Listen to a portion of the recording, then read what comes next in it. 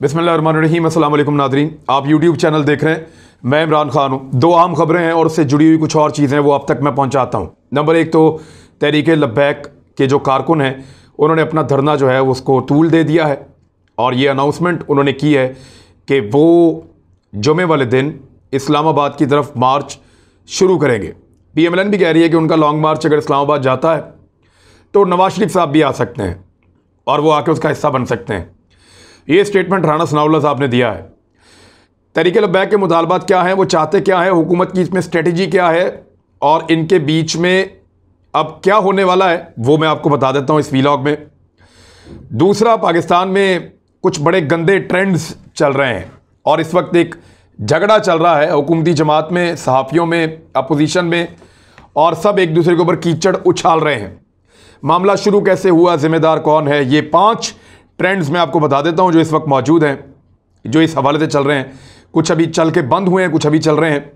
ये सिलसिला कैसे शुरू हुआ दोबारा, ये सब कुछ मैं आपके सामने रखता हूं। एक तो ये है कि हिजाब में लिपटी तवाइफ, ये ट्रेंड इंतहाई गैर मुनासिब सोशल मीडिया पे है। बाइकॉट सरकारी हाजन, एक और ट्रेंड। सियासी चुड़ैल, ये भी ट्रेंड चला है पाकिस्तान में। जादू टूने की सरकार, ये भी पाकिस्तान में ट्रेंड चला है। और आसमा शराजी, ये भी एक ट्रेंड पाकिस्तान में चला है। ये हुआ क्या है, इस मर्तबा जो झगड़ा शुरू हुआ या मामला शुरू हुआ वो 12 रबीउल अव्वल वाले दिन हुआ, जब BBC ने एक स्टोरी छापी। जो स्टोरी पाकिस्तान की एक सहाफ़ी, नामवर सहाफ़ी है, उन्होंने बहुत काम किया हुआ है, मुख्तलिफ चैनल्स में काम किया हुआ है, आसमा शराजी, उन्होंने एक स्टोरी की और उसको जब छापा BBC ने, वैसे मैं हैरान हो गया था ज़ाती तौर पे कि BBC इस तरह के कंटेंट को कैसे छाप सकता है, क्योंकि ऐसी चीज़ों को BBC नॉर्मली उनकी पॉलिसी है वो नहीं छापता। आप इसका अंग्रेज़ी में ट्रांसलेट करें और फिर आप देखें कि BBC ने कभी ऐसा छापा तो वो नहीं छापते। लेकिन जब मैंने पता किया और इसकी डेप्थ में गया तो ये पता चला कि BBC उर्दू को, जिसके ऊपर ये स्टोरी छपी है, उसको BBC अंग्रेज़ी, जो असल BBC है, जो बरतानिया में बेस्ड है, वो उसको ओन नहीं करता। वो उसकी ब्रांच ज़रूर है, लेकिन वो ये कहते हैं कि उनके किए धरे के लिए हम जिम्मेदार नहीं हैं और उनकी पॉलिसी भी कुछ थोड़ी मुख्तलिफ है।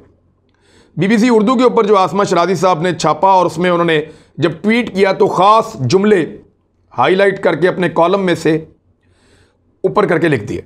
यहां से ये वाला झगड़ा शुरू हुआ। झगड़ा है क्या, उन्होंने जो लिखा, उन्होंने लिखा, अब काले बकरे सरेदार चढ़ें या कबूतरों का खून बहाया जाए, पुतलियां लटकाई जाएं या सुइयां चबोई जाएं, मईशत यूं संभलने वाली नहीं, जबकि मईशत के तकाजे तब्दीली का मुतालबा कर रहे हैं। ये जी कहानी बड़े घर की, इस पे ये कॉलम था और उसमें ये जुमले जो हैं, यहाँ से एतराज़ शुरू हुआ। ये जुमले कॉलम के आखिर में जाके आते हैं, लेकिन आसमा शराजी साहबा को अपने कॉलम में जो सबसे ज़्यादा ताकतवर जुमले लगे वो यही लगे और उन्होंने इसी को ट्वीट किया। अच्छा, अब ये काले बकरे, ये कबूतरों का खून, पुतलियाँ लटकाई जाएँ, पुतलियों में सुइयाँ चबोई जाएँ, ये चीज़ें जादू और टूने के साथ जुड़ी हुई हैं। ये चीज़ें जुड़ी हुई हैं जंतर मंतर, जादू टूना, ऐसी चीज़ों के साथ। इसका रूहानियत के साथ कोई ताल्लुक़ नहीं है। हाँ, बकरों का जब आप सदका देते हैं तो वो इस्लाम में उसकी वो जायज़ है कि आप सदका करें, खैरात करें, वो चीज़ें आप इस्लाम के साथ जोड़ सकते हैं। लेकिन बकरे सरेदार चढ़ाए जाएं, फिर आप पुतलियाँ, फिर आप कबूतरों का खून, फिर आप सुइयाँ चबोएं पुतलियों में, तो ये ऐसी चीज़ें हैं जिनका ताल्लुक़ जादू टूने के साथ होता है। यहाँ पर टारगेट करते हैं खातून अव्वल को। लड़ाई यहाँ से शुरू हुई है। आसमा शराजी साहब का ये कॉलम और इस कॉलम के ये जुमले मैं बतौर सहाफ़ी कहता हूँ कि ये गलत है, ऐसा हम नहीं कर सकते और हमें नहीं करना चाहिए। हाँ, ये हो सकता है कि आपके पास कोई सबूत है, आपके हाथ कोई ऐसी पुतली लग गई है, कोई ऐसी तस्वीर लग गई है, या कुछ ऐसे आपके पास कोई मनाजिर मौजूद हैं, या कोई गवाहान आपके पास ऐसे मौजूद हैं जो आपको आकर बताएं कि इस तरह का जादू फ़लाँ जगह पे बैठ के फ़लाँ शख्सियत कर रही है, और सबूत आपके पास मौजूद हो तो आप ये एलिगेशन लगा सकते हैं। बेशुमार लोग पाकिस्तान में जादू टूने का काम करते हैं, हराम है, गलत है, गैर इस्लामी है, नहीं होना चाहिए। देखिए, इन दो चीज़ों में फ़र्क है, इसको ज़रा समझिए आप। रूहानियत में और शैतानियत में बहुत फ़र्क है। रूहानियत क्या है, उसमें मैं क्योंकि इतना बड़ा कोई मज़हब का स्कॉलर तो हूँ नहीं, लेकिन इस्लाम के अंदर जो लोग दायरा इस्लाम के अंदर मौजूद हैं वो मुख्तलिफ नज़रियात रखते हैं। दायरा इस्लाम में मौजूद लोग ऐसे भी हैं जो किसी भी दरगाह पे नहीं जाते, किसी भी मज़ार पे नहीं जाते, और वो मज़ार से जाके दुआ भी नहीं करते। उनके बड़े अकायद मुख्तलिफ़ किस्म के हैं। यहाँ ऐसे लोग भी हैं जो दरगाहों पे हाज़िरियाँ देते हैं, वहाँ पे जाकर लंगर खिलाते हैं, वहाँ पे जाके कुछ मजहबी रसूमात हैं उनकी अदायगी करते हैं। कुछ ऐसे हैं जो पीरी फ़कीरी में मानते हैं, कुछ ऐसे हैं जो उसमें नहीं मानते, कुछ तसव्वुफ़ को एक अलग तरीके से देखते हैं, कुछ ऐसे हैं जो तसव्वुफ़ को दूसरे तरीके से देखते हैं। लेकिन इस्लाम के तमाम फ़िरक़ों के अंदर रूहानियत मौजूद है अपने अपने तौर पे। कोई किसी तरीके से इसको परफॉर्म करता है, कोई किसी तरीके से करता है, लेकिन रूहानियत मौजूद है। और शिर्क का एक कॉन्सेप्ट है इस्लाम के अंदर। इस्लाम के अंदर अल्लाह की वहदानियत का एक कॉन्सेप्ट है। नबी अकरम सल्लल्लाहु अलैहि वसल्लम से इश्क का एक कॉन्सेप्ट है। और फिर आगे इबादत हैं, उसमें सबका अपना अपना, कोई यहाँ हाथ बांधता है, कोई यहाँ हाथ बांधता है, कोई नीचे बांधता है, कोई ज़रा ऊपर बांधता है, कोई रफ़ादन अदा करता है, कोई नहीं अदा करता। हर एक का अपना अपना तरीका है, लेकिन सब मुसलमान हैं अल्हम्दुलिल्लाह, और सारे आपस में भाई भाई हैं। हाँ, लेकिन अगर कोई जादू करता है तो वो इस्लाम में नहीं है, इजाज़त नहीं है। अगर कोई जंतर मंतर करता है तो वो इस्लाम में नहीं है, इजाज़त नहीं है। अगर कोई पुतलियों के अंदर सुइयाँ चप होता है तो इस्लाम में नहीं है। कोई कबूतर के खून के ऊपर या उल्लू के खून के ऊपर या बंदर के खून के ऊपर कोई जंतर मंतर करता है और कोई इल्म करता है तो वो काला इल्म है, वो इस्लाम में नहीं है। जब आप इन दो चीज़ों को मिक्स करते हैं, खातून अव्वल को सारे जानते हैं, वो मज़ारात पे जाती हैं, उनके बारे में ये नॉलेज मौजूद है। यानी कोई भी खातून अव्वल होगी, आपको पता होगा वो क्या हैं, कैसे हैं। इतने मकबूल आदमी की कोई खातून एहलिया बन जाए तो पता चल जाता है, और उसके बारे में लोग खोज लगाते हैं। तो खातून अव्वल जो है उनका रूहानियत का एक बैकग्राउंड है अपने फ़िरके और अपने अकीदे के मुताबिक। आप उससे इत्तफाक कर सकते हैं, आप उससे इख्तलाफ कर सकते हैं। हो सकता है आप उनसे, आपका अकीदा मुख्तलिफ हो सकता है उनसे आपका अकीदा मैच करता हो, लेकिन उनका रूहानियत वाला एलिमेंट है। अब रूहानियत के अंदर बेशुमार चीज़ें हैं, उसकी स्टेजेस हैं। वो लोग जाने, जो लोग ये करते हैं वो ज़्यादा बेहतर बता सकते हैं, मैं नहीं बता सकता। हर एक का अलग अलग है, उनका अपना एक अकीदा है, उसके मुताबिक वो एक मुसलमान है। और मुसलमान होने के नाते ना वो जादू करेंगी, ना वो जंतर मंतर करेंगी, ना वो कबूतरों का खून गिराएंगी, ना वो बंदर, ये चीज़ें दायरा इस्लाम से खारिज हो जाता है इंसान। अल्लाह रब्बुल इज़्ज़त ने इसको पसंद नहीं फरमाया ना, काला इल्म है, शैतानी इल्म है, इससे दूर रहना चाहिए। अब उनकी इस चीज़ को कि वो तसव्वुफ़ के ख़ास रंग में रंगी हुई हैं और वो उसके बारे में बात भी कर चुकी हैं, और उनका एक बैकग्राउंड भी है, वो पीरी फ़कीरी में भी मानते हैं। तो इन चीज़ों को मद्देनज़र रखते हुए कुछ लोगों ने इसको मिक्स कर दिया पॉलिटिकल फ़ायदे के लिए, जादू और जंतर मंतर और फाल निकालना और तोते बिठाना इन चीज़ों के साथ, कबूतरों का खून इसके साथ, पुतलियाँ उसके साथ। तो जब इसको मिक्स किया तो ये एक ज़्यादती है। आप एक मजहबी शख्सियत को आप ये कहें कि तू जादू करता है तो वो आपको गले नहीं पड़ेगा तो और क्या करेगा। अब खातून अव्वल तो आपके गले पड़ नहीं सकती। तो जिन लोगों को इमरान खान पे गुस्सा है, उन्होंने एक तरीका वारदात इस्तेमाल किया कि इमरान खान की बीवी को टारगेट करो। माजी में जमायमा ने अभी थोड़े दिन पहले बताया कि मुझे टारगेट किया गया था और वजह यह थी कि मैं इमरान खान की बीवी थी। तो क्योंकि जमायमा के ऊपर आप जादू टूने के तो इल्ज़ाम आप नहीं लगा सकते थे, तो उसमें स्मगलिंग के इल्ज़ाम लगा दिए, यहूदियों का एजेंट होने के इल्ज़ाम लगा दिए, तो उस पर इस तरह के इल्ज़ाम लगाए। रेहाम खान पे डिफरेंट किस्म के अटैक होते थे। तो अब ये जो इमरान खान साहब की एहलियाँ हैं, क्योंकि इनका ज़रा मजहबी थोड़ा रुझान है, तो उनका उस तरह के इल्ज़ाम उनके ऊपर लगा दिए और उनको अब जादू टूना, जंतर मंतर, कोई एक सबूत किसी के पास है तो लाके स्टोरी छाप दें। अब आसमा शराजी ने बगैर सबूत के सारी चीज़ छाप दी। थोड़े दिन पहले एक सहाफ़ी आसमा शराजी साहबा के प्रोग्राम में बैठे और उन्होंने अपना प्रोग्राम शुरू किया माउज़तैन से, कुल आऊज़ु बिरब्बिल फलक और कुल आऊज़ु बिरब्बिन नास। ये दोनों सूरतें उन्होंने पढ़ी जानबूझकर, और ये उन्होंने तब पढ़ी जब एक दिन पहले मरियम नवाज़ साहिबा ने जादू टूना, जंतर मंतर, फाल निकालना और ये सारी चीज़ें जो हैं वो उन्होंने एक दिन पहले कही थी। उन्होंने खातून अव्वल पे इल्ज़ाम लगाया था कि ये जादू टूना करती हैं। इससे पहले यही इल्ज़ाम शहबाज शरीफ साहब ने भी लगाया था। PMLN की पार्टी बार बार ये इल्ज़ाम लगाती रहती है। तो उन्होंने इमरान खान साहब को टारगेट करने के लिए खातून अव्वल के ऊपर ये इल्ज़ाम लगाए। अगले दिन एक मर्द सहाफ़ी हैं, वो आसमा शराजी साहबा के प्रोग्राम में बैठे और उन्होंने कुल आऊज़ु बिरब्बिल फलक और कुल आऊज़ु बिरब्बिन नास से आगाज़ किया। फिर उन्होंने कहा कि वुज़रा को मेरा मशवरा है कि वो भी इसी से आगाज़ किया करें। नबी अकरम सल्लल्लाहु अलैहि वसल्लम से मंसूब है कि ये जो दो सूरतें हैं ये उस सूरत में पढ़ी जाए कसरत के साथ, और इनका दम भी किया जा सकता है अगर आपके ऊपर कोई जादू कर रहा है या इस तरह का कोई शुबा मौजूद है, तो ये बद असरात को आपसे दूर करती हैं ये सूरतें। अब उस सहाफ़ी ने इसको भी पॉलिटिकली इस्तेमाल किया, इमरान खान को और खातून अव्वल को डिग्रेड करने के लिए जानबूझकर ये दो सूरतें पढ़ी और उसके बाद प्रोग्राम के अंदर अपनी बातचीत का आगाज़ किया। और यही खातून बैठी वहां पे हंस रही थी, ये मजाक उड़ा रहे थे खातून अव्वल का कि वो एक जादूगरनी है, लिहाजा उसको टैकल करने के लिए पहले आप ये दो सूरतें पढ़ें, अपना हिसार करें, अपना बंदोबस्त करें, और उसके बाद फिर आप अपना काम शुरू करें। और यही काम वुज़रा को भी करना चाहिए। और उस सहाफ़ी ने इसको ट्वीट भी किया।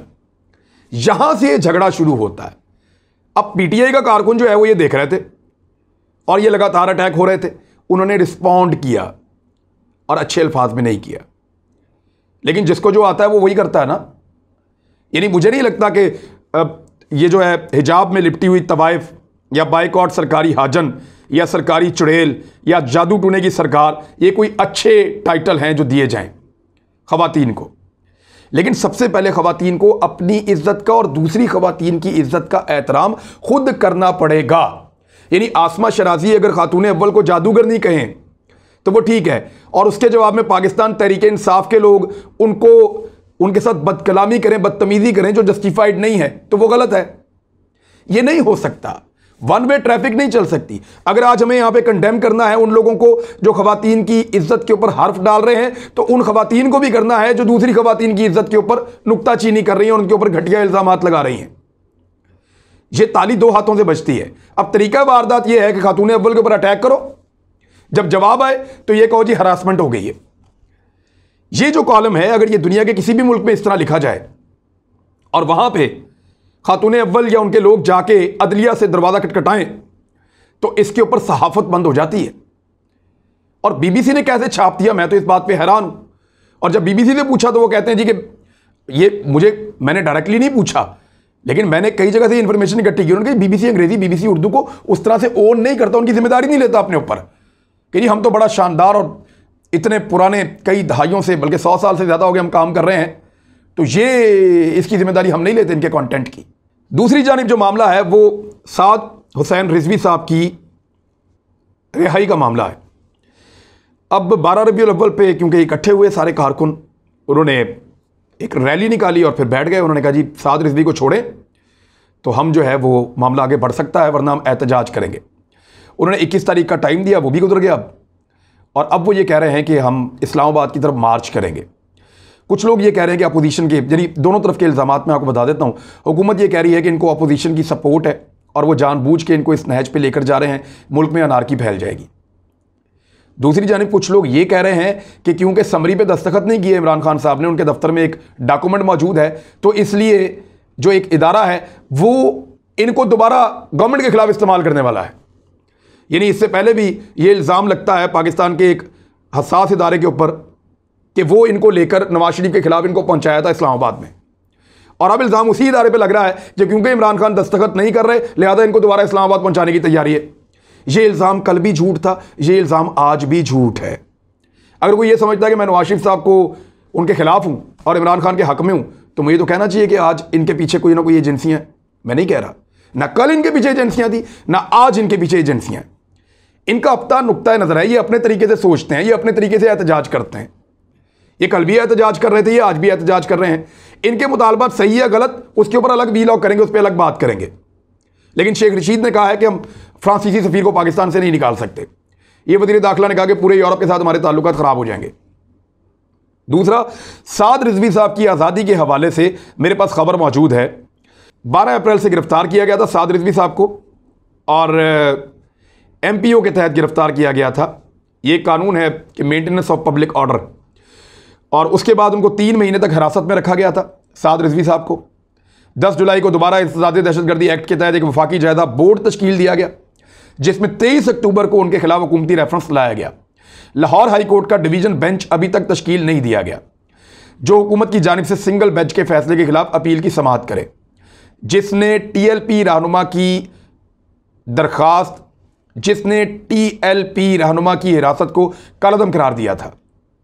सुप्रीम कोर्ट ने 12 अक्टूबर को सिंगल बेंच के हुक्म पर अमल दरामद मुअत्तल कर दिया था। अब यह मामला सुप्रीम कोर्ट में भी गया था हुकूमत की जानिब से, तो वो अमल दरामद जो था रिहाई का, वो सुप्रीम कोर्ट ने उसको मुअत्तल कर दिया था और डिवीजन बेंच के नए फैसले के लिए केस का रिमांड दिया था। अब ये एक डबल बेंच होगा जो इसके ऊपर, डिवीजनल बेंच होगा जो इसके ऊपर फैसला करेगा।